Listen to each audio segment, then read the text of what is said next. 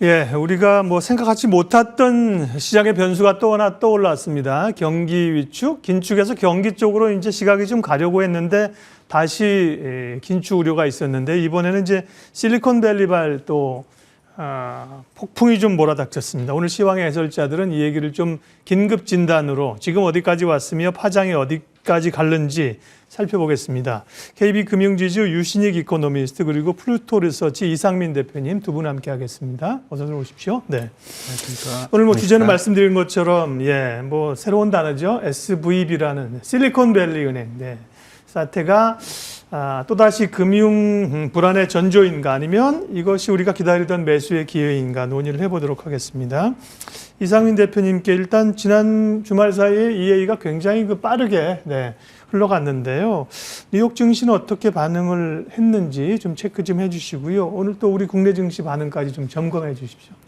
일단 심플하게 세 글자로 빠졌죠. 근데 네. 빠졌는데 특이상은 신고가 종목은 거의 없다시피 하고 신저가 종목들은 이제 반도체라든가 금융이라든가 이런 거 전반적으로 다 발생을 했는데 보통 인플레에 이제 배팅할 때 스태그플레이션 이야기가 나올 때 이제 작년에 에너지 같은 경우에는 빠질 때도 올랐었는데 지금은 에너지하고 이런 것들이 다 같이 빠지고 있다는 거. 그리고 두 번째로는 최근 이제 SV 실리콘밸리 사태가 터지기 전에 금융주가 한 3일 연속 신저가 종목으로 한 비중이 한 30% 정도가 나왔습니다. 그 전부터 좀 우려가 있었던 거 아닌가. 사실 저는 그 전에 이거를 파악한 건 아니지만은 조금 혹시 리세션 우려인가 그냥 그 정도로 생각했는데 사실 이런 사태가 터질 거라고는 조금 당황스러웠고요. 그리고 세 번째로는 이제 헬스케어 종목 같은 경우에도 이제 신저가가 좀 많이 발생했다는 특이사항인데 일반적으로 헬스케어 종목 같은 경우에는 좀 경기 방어주로 생각을 하지 않습니까? 그러다 보니까 조금 리세션에 대한 우려라기보다는 좀 헬스케어는 작년에 많이 올랐으니까 좀 빠졌다고 봐야 할 것 같고 나머지 테크랑 금융주 같은 경우에는 아무래도 경기 둔화에 대한 우려 같은데 통상적으로 이제 테크나 이제 금융주, 테크 중에서도 특히 반도체 같은 경우에는 좀 그 자체가 선행지표로서 의미가 있기 때문에 이런 이제 섹터에서 신고가나 신저가가 발생하면은 그건 좀 의미 있게 보셔야 한다라고 생각을 하고 있습니다. 근데 이제 이 사태를 미국 주가 지난 금요일은 이제 S&P 기준으로 1.4% 빠졌단 말이에요. 이 정도면 사실은 더 충격이 있을 수 있는데 그다음에 이제 선물지수 같은 경우 좀 돌려낸다고 보면 미국 정부가 이제 예금자 보호안도 넘는 거를 지원하겠다라는 게 큰 것 같은데 그럼 미국 증시는 이 부분을 또 나름은 선방했다고 볼 수도 있지 않을까? 예, 나름 선방했는데 또 특이사항을 하나 보시면 러셀 2000 같은 경우는 2% 중반 정도가 빠졌습니다. 중소형주 지수. 예, 맞습니다. 일단은 이제 실리콘밸리 이제 은행 자체가 이제 특화은행이고 한 16위 정도 되는 은행이다 보니까 나머지 이제 작은 이제 중소형 은행들에는 이게 확산이 될 수 있다 이런 우려가 좀 공존을 하고 한편으로는 대형은행 같은 경우에는 이제 전혀 상관이 없다라는 심리도 있다 보니 작은 기업들 그러니까 중소형주에는 아무래도 투심이 추가적으로 악화되는 효과가 있을 수밖에 없다고 생각을 합니다. 그러면 이제 유신익 박사님께 이 소위 실리콘밸리 은행 사태의 파장을 좀 여쭤보겠습니다. 사실 뭐 이게 굉장히 빠른 속도로 예금 인출이 일어나고 또 은행을 뭐 몇 시간 만에 이렇게 거의 정업을 정지시키고 또 정부의 대책이 나오고 굉장히 빠른 사태가 나타났습니다. SVB 사태, 실리콘밸리 은행 사태의 본질은 배경은 어디 있는 건가요? 본질은 옐런 재무장관은 자꾸 은행 시스템으로 접근을 하시는데 이거는 은행이 아닙니다. 그러니까 벤처의 문제인 겁니다. 벤처 투자 환경이 거의 10년간 굉장히 좋았었고 22년도를 기점으로 해서 거의 피크를 찍었는데 22년까지만 하더라도 퍼스트 라운드로 들어오는 VC 투자 자금이 미국 내에서 거의 4천억 달러에 육박을 했었다가 작년도 이후에 이제 기점으로 해서 금리 인상이 가속화되다 보니까 2,500억 달러 정도 이제 급격하게 거의 절반 정도까지 줄어든 상태였었던 겁니다. 그런 상태에 있었고 이 SVB는 기본적으로 이제 벤처 투자를 하는 활동들을 주로 영업행위로 하고 나머지를 이제 채권으로 운용을 했는데 이 벤처 투자를 하는 쪽에서는 TCF라고 해서 외부에서 자금을 조달하거나 자기네들이 영업 현금 흐름이 좋아서 그 유동성 가지고서 펀드를 조성해서 벤처에 투자를 합니다. 근데 그 돈들이 한 400억 달러 정도 플러스 항상 내수로 플러스가 났었는데 작년도 이미 3분기부터 이제 마이너스가 나면서 올 초까지 1분기까지 놓고 봤을 때 그 마이너스 폭이 더 확대가 됐다라는 겁니다. 그러니까 즉 이야기는 뭐냐면 전반적인 행태 자체가 미국 내에서 이제 벤처 투자를 하려는 금액들이 굉장히 갑자기 크게 쪼그라들었는데 예. 그들도 설정했던 펀드들이나 벤처 관련된 투자 펀드들이 돈이 안 들어오고 유출만 생겼다. 그러니 뭔가 현금을 확보해서라도 영업 활동을 하려면은 어찌됐든 갖고 있는 자산을 팔아야 되는데 그게 이제 미국채였던 것이고 이것만으로 녹록치 않으니 미국채에서 손실을 봤으니 그거를 메꾸려고 이제 주식이나 자본 조달을 하려고 이제 발행을 하겠다라고 실리콘밸리 기업들한테 요청을 해서 아, 우리 거를 좀 사주세요라고 했는데 그걸 이제 거절당하면서 이렇게 파산으로 급속도로 갔다라는 겁니다. 네, 근데 이제 실리콘밸리 은행이라는 쪽에서 특별히 그 채권 쪽에 대한 투자가 너무 좀 지나쳤다. 그래서 이제 다른 은행과 다르게 좀 은행의 그 리스크 관리의 문제가 아니었냐, 좀 중소은행에 특화된 문제가 아닌가 이렇게 좀 생각을 한다면요. 그렇게는 보이지 않습니다. 네. 이거는 이제 논점의 본질은 뭐냐면 벤처를 감싸고 있는 많은 환경들이 쏠림이 굉장히 가속화됐었고 네. 예를 들어서 미국의 중소형 은행 10위권 이하의 은행들부터 보시겠습니다. 이 은행들이 사실 우리와 환경이 크게 다르지 않았습니다. 첫 번째는 일단은 대형 은행들이 WM으로 고객들을 다 빨아가고 있었고 두 번째는 테크 기업들이 금융 쪽에 대한 그 접근성이 좀 강화가 되면서 그로 인해서 또 고객을 뺏기고 있었고 그러다 보니 중소형 은행들 입장에서는 예금과 대출에서 더 뭔가 금리를 더 주거나 더 유인책을 줄 수밖에 그렇죠. 없었군요. 유인책을 줄 수밖에 예. 없었고 그 외 사업 영역에서는 당연히 IT나 테크 쪽에 우리도 뭔가 핀테크로서의 역량을 개발하기 위해서 계속적으로 벤처 투자를 할 수밖에 없었던 환경이었는데 그런 환경에서 사실 가장 핵심 주자에 있었던 SVB 네. 같은 경우는 그로 인한 여파를 더 빠르게 받았다라는 것이죠. 그 말씀은 충분히 이해가 됩니다. 실리콘밸리 은행의 어떤 구조적인 문제가 있었겠죠. 그냥 그거보다는 미국의 실리콘밸리로 상징되는 벤처 기업들의 구조적인 문제다.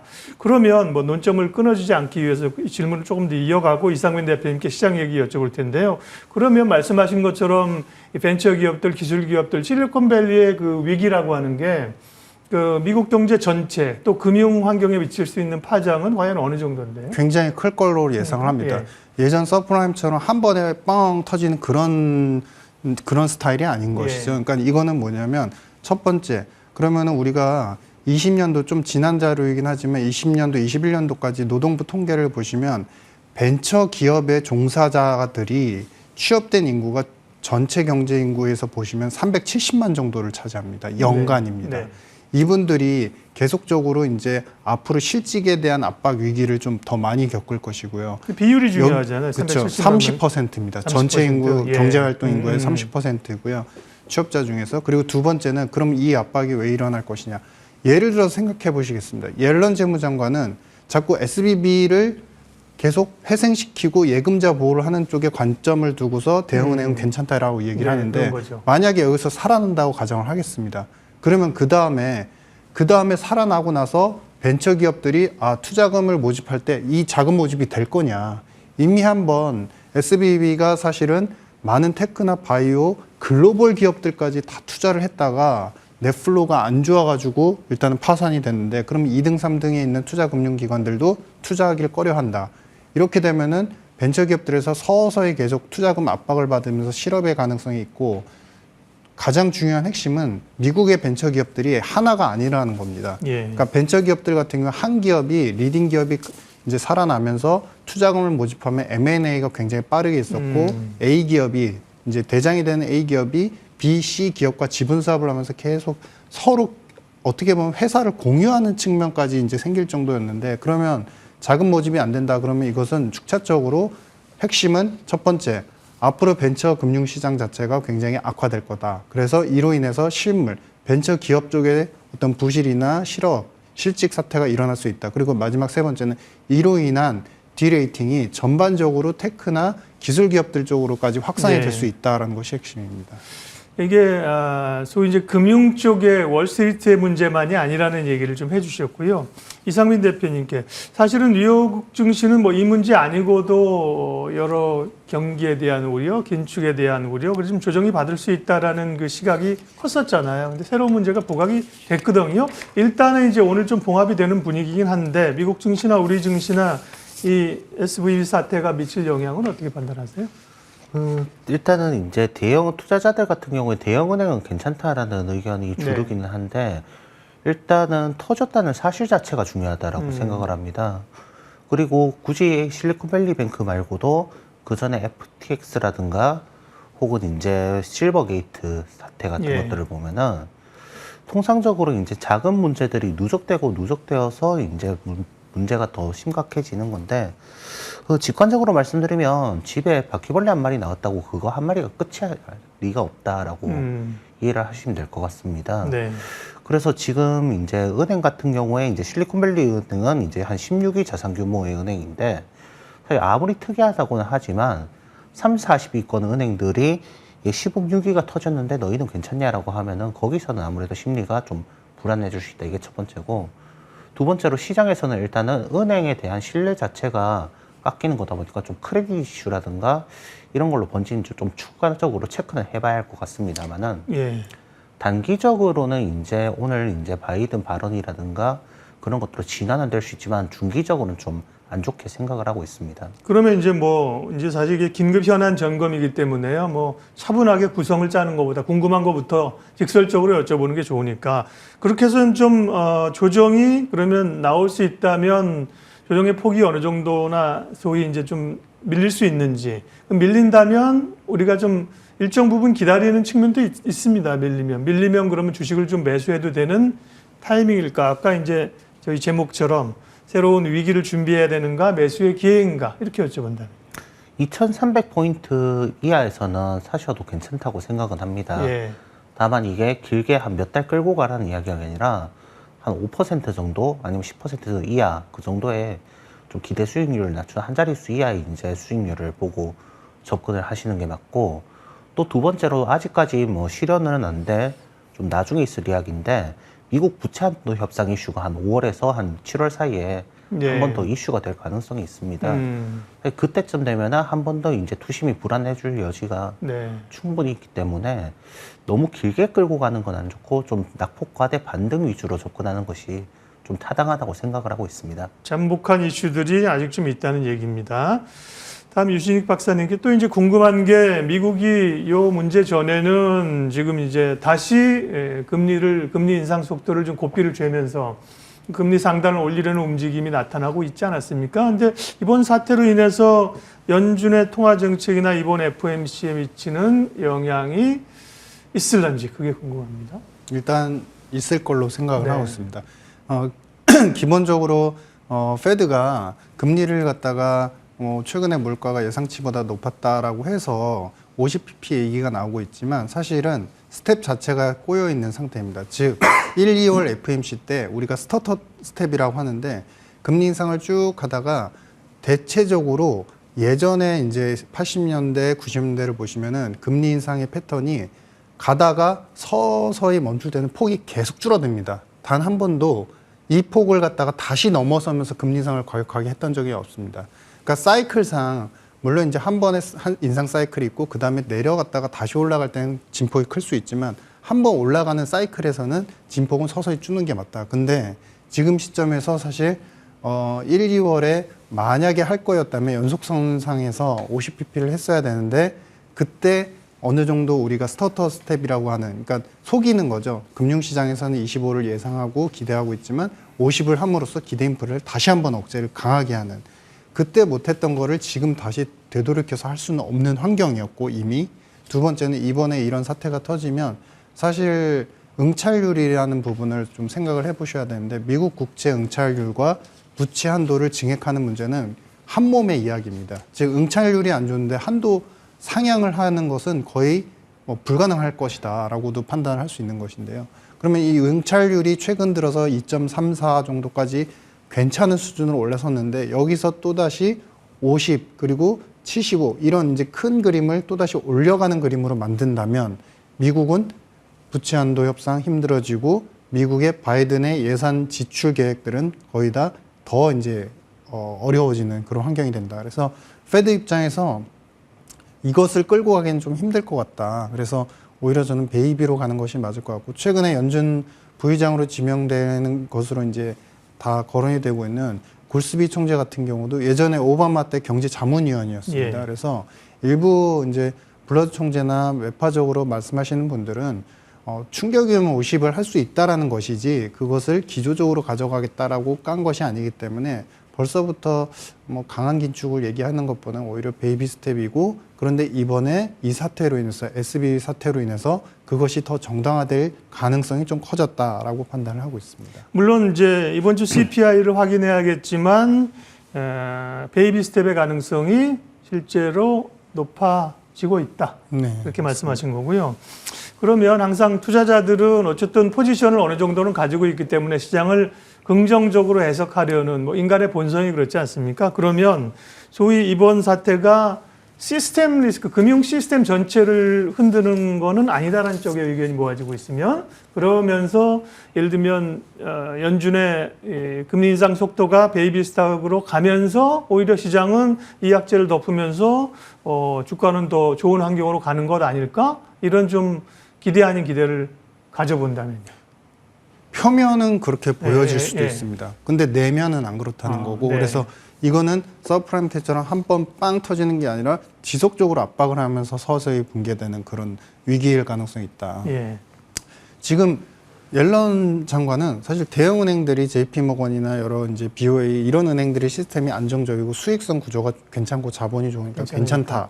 근데 반대로 이야기하면 11위권 이하의 은행들은 사실은 대부분 이러한 리스크들에 노출될 가능성이 크고 게다가 우리가 이 중소형 은행을 무시하면 안 되는 이유가 자산 규모로 봤을 때 우리 뱅킹 100, 그러니까 100위에 있는 은행들의 자산 규모를 다 합쳐봤을 때 10위권 이하가 전체 100개 은행 중에서 30%를 차지합니다. 이 30이 절대 작은 숫자가 아니고 네. 두 번째는 이미 신용카드 대출 연체율이 중소형 은행 쪽에서 위기 수준에 항상 붕괴됐던 시나리오 그 포인트가 됐던 7%대를 거의 육박을 하고 있었던 상황입니다. 그럼 이 두 가지가 한꺼번에 금융 시스템, 예전에야 서프라임의 모기지 상품의 설계가 과도하게 잘못됐기 때문에 한 번에 이렇게 터졌지만 지금 같은 경우는 중소형 은행들이 먹고 살기 위해서 벤처 투자를 하고 그로 인해서 벤처 기업들이 굉장히 과한 이제 밸류에이션을 받으면서 급성장을 했는데 이러한 체계가 서서히 꺾여 나갈 가능성이 있다. 그렇게 된다고 한다면 이것은 실질과 미국 경제 침체 그리고 나서 또다시 중소형 은행으로 위험해지는 신호가 될 수 있다라고 보여집니다. 네. 그럼 이상민 대표님께 이제 전략 질문을 아까 모두에 좀 먼저 여쭤봤지만 시장의 질이 사실은 2차 전지가 사실은 굉장히 시장을 주도하면서 뭔가 다음 2차 전지 다음에 오를 수 있는 건 뭔가를 사실 시장에서 좀 준비를 하고 찾고 있지 않았습니까? 근데 오늘도 2차 전지는 에코프로 같은 경우는 강합니다만 이번에 실리콘밸리 은행 사태로 인해서 국내 기업에서도 코스닥 성장주 이쪽에서 시장의 패턴 변화가 좀 일어날 수 있는지 궁금하고요. 전략 다시 한번 지금 시점에서의 전략 다시 한번 마무리해 주시죠. 일단 이제 2차 전지 같은 경우에는 이제 슬슬 이제 한 8분 응선까지는 왔지 않나라는 네. 생각을 하는 게 일단 에코프로 BM 같은 경우에 이제 시가총액이 한 20조 가까이 되는데 이게 삼성물산 시가총액이랑 거의 비슷한 수준입니다. 네. 좀 너무 급하게 올랐지 않나라는 생각은 하고 있고 두 번째로 이제 리세션 우려가 있다는 거는 이제 투자자들이 성장이 이제 좀 뭐랄까 희소해진 국면 즉 좀 경기 불안이라는 이런 것도 있지만은 글로벌적으로 이제 성장이 희소해진 시대다 보니까 그나마 확실한 성장이 나오는 2차 전지에 많이 투자를 하는 것인데 다만 이제 밸류에이션 측면에서 이제 과하다라고 보는 게 결국에 유신익 박사께서 이제 하신 말씀처럼 이게 점점 추가적으로 이제 좀 투자자들이 경기에 대한 우려를 할 가능성이 높다고 생각을 합니다. 네. 그러면은 좀 성장에 대한 과도한 밸류에이션은 좀 꺾일 수 있다고 생각을 하고 오히려 좀 대형주 중에서 퀄리티 스톡들 그러니까 재무구조 우량하고 이런 것들이 좀 빛을 볼 가능성이 높은 게 경기가 어려울수록 이제 좀 크레딧에 대한 이슈가 불거지고 네. 특히 지금 미국 부채 한도 협상 때문에라도 지금 좀 특이사항이 미국의 CDS 프리미엄이 지금 2011년 수준입니다. 좀 그러다 보니까 좀 리스크가 추가적으로 불거질 확률이 있다 보니까 대형주 그리고 예. 이제 성장주보다는 퀄리티 스톡 그러니까 재무구조 우량한 주식들 네. 그런 것들 위주로 압축하는 게 좀 타당하다고 생각합니다. 예. 그럼 유신익 박사님은 SVB 사태에 대해서 쭉 뷰를 얘기해 주셨는데 투자자 입장에서는 어떻게 그러면 전략을 좀 짜면 좋을지 방점을 좀 1분 정도 이내로 좀 마무리해 주고 가시죠. 네. 일단은 지금 이런 국면들은 헷갈리게 만드는 국면은 앞으로도 계속 반복될 수 네. 있습니다. 과거 리만 사태 때도 터지는 건 빵 터졌지만 구제금융이 들어온다는 기대 때문에 위험 자산의 가격이 급변동을 계속 하다가 장기적인 추세에서 빠졌다. 그러니까 네. 즉 이야기는 뭐냐면 긴 그림에서 미국은 뭐든지 지금 과열하고 과도한 것들이 하나씩 붕괴가 되는 이제 균열로 나타나고 있기 때문에 단기적으로 위험 자산을 꼭 가져가셔야 되는 분들이라면 당연히 안전자산에 대한 비중들을 어느 정도 일정 부분 이상은 반드시 가져가셔야 된다. 그 안전자산이라고 하면 여기에 물론 이제 채권금리도 변동이 크지만 좀 금리가 이 정도면 과하다, 많이 반영이 됐다라는 수준에서 채권도 어느 정도 보유하셔야 되고 단 크레딧 리스크가 있을 수 있기 때문에 미국 쪽이 오히려 더 안전적입니다. 역반영적으로 오히려 아이러니하지만 미국채가 더 안전적이고 두 번째는 금이나 현금 같은 포트폴리오를 충분하게 다변화하시는 게 반드시 중요하다 이렇게 보고 있습니다. 네, 오늘 시황의 해설자들은 긴급 진단했습니다. KB금융지주 유신익 박사님 그리고 플루토 리서치 이상민 대표님 두 분 함께 해주셨습니다. 고맙습니다. 네, 감사합니다.